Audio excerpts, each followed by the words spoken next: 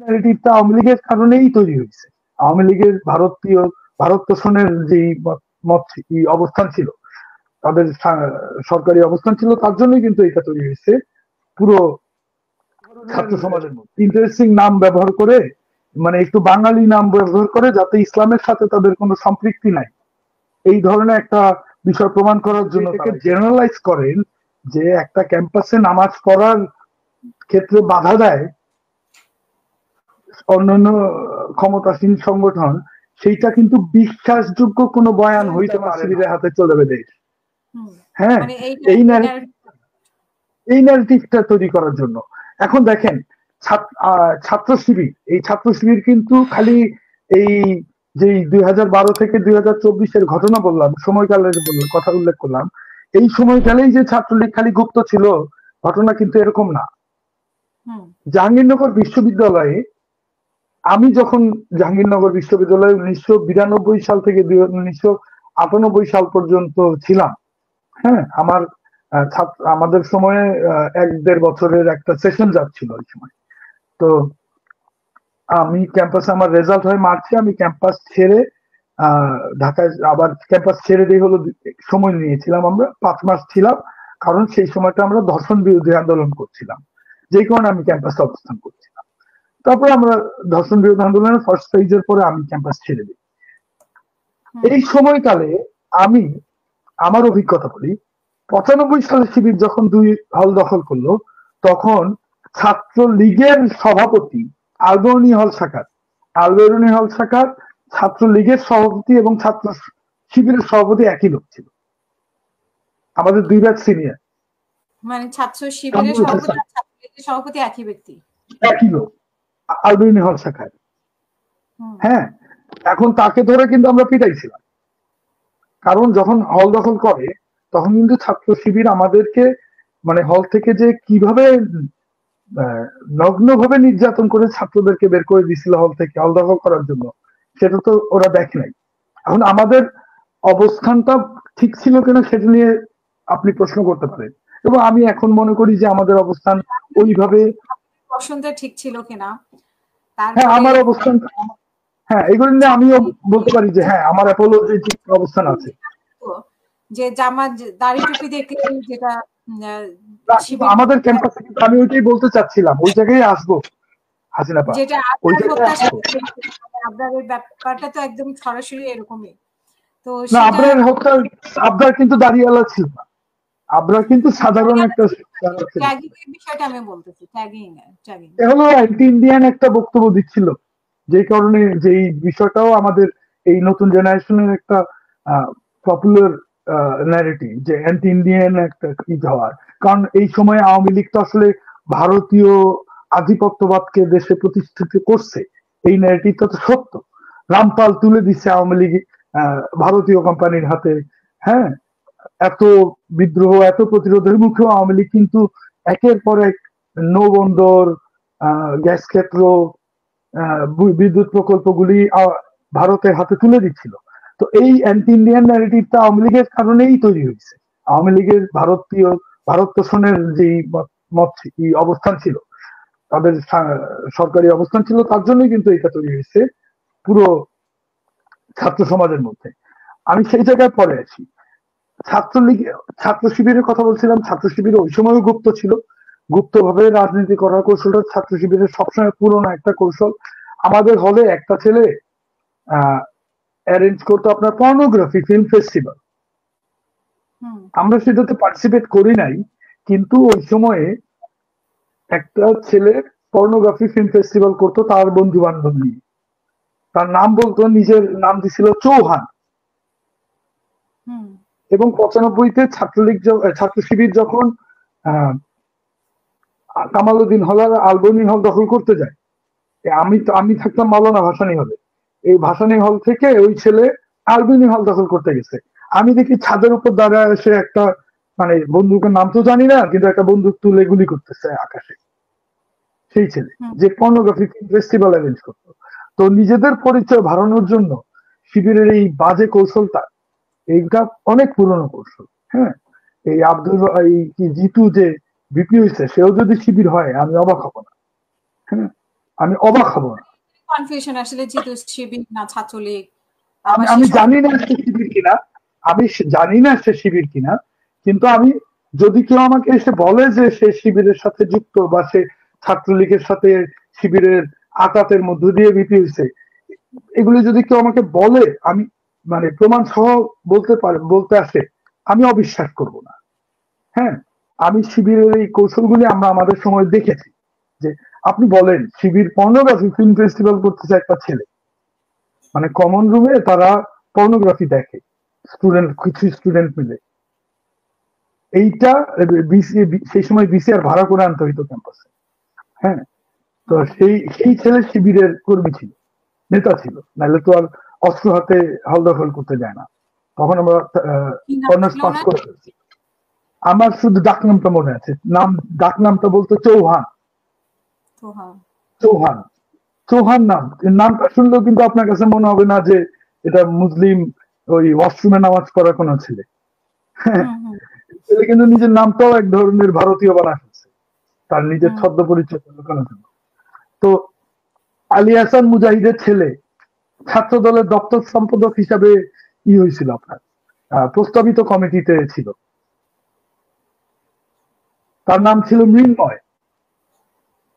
ধরা পড়ার পরে আমরা জানলাম মৃন্ময় সে হলো 96 সালে ধরা পড়ে। তোমার নাম ব্যবহার করে নাকি?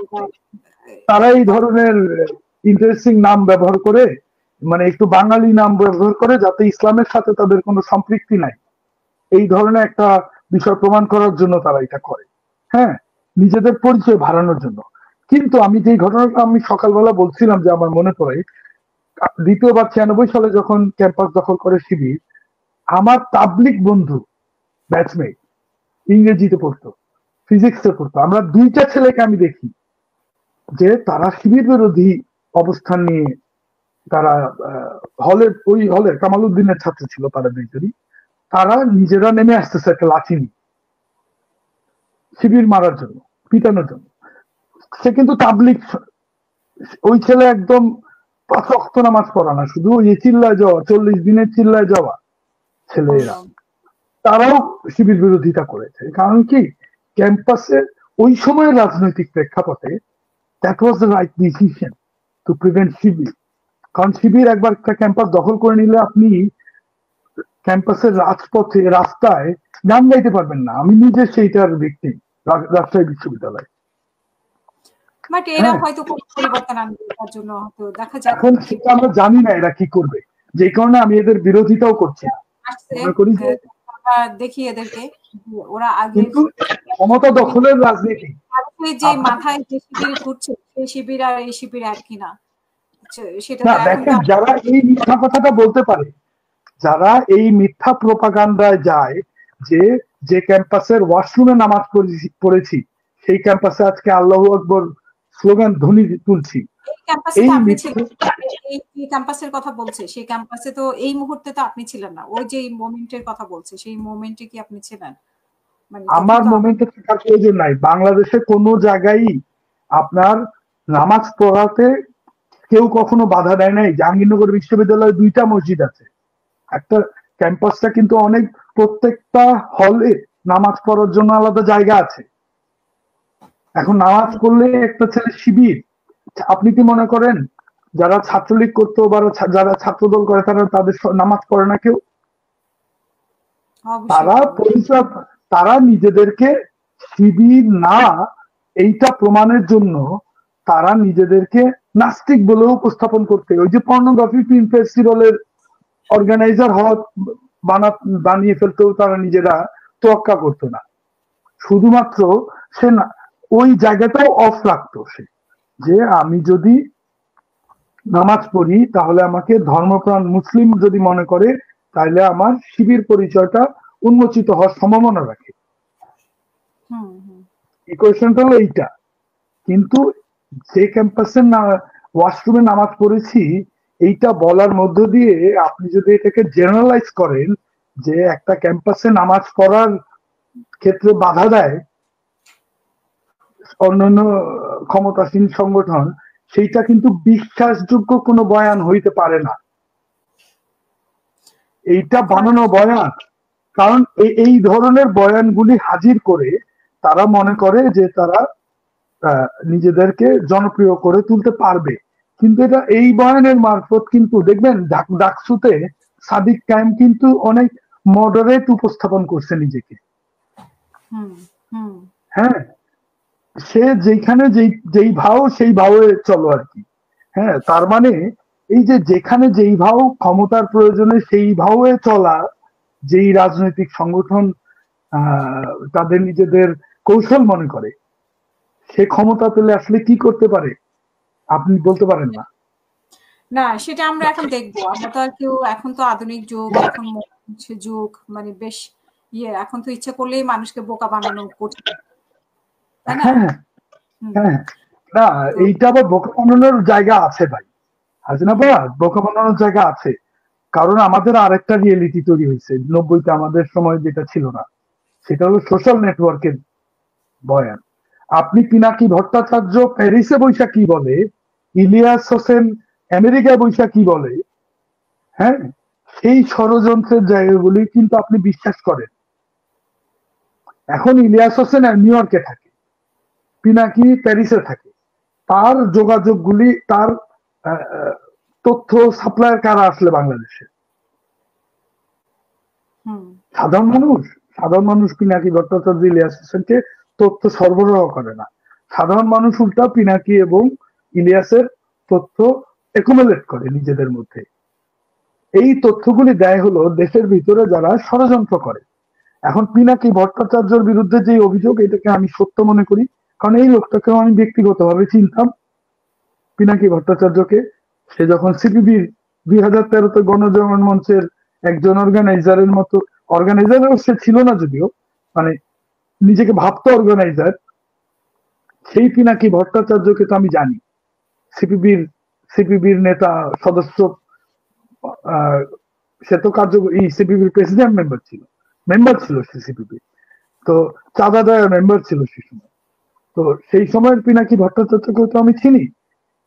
আপনি তার যে পরিবর্তন, এই পরিবর্তন মতাদর্শিক পরিবর্তন না, তো আসলে এটা ধান্দাবাজি পরিবর্তন, এবং এটা ধান্দাবাজিও তো না। আসলে তার বিরুদ্ধে যে অভিযোগ আছে, আমি মনে করি যদি সঠিক তদন্ত হয় সেটা প্রমাণিত হইতে পারে সে যে রয়্যাল এজেন্ট, এটা হওয়ার খুব সম্ভাবনা আছে।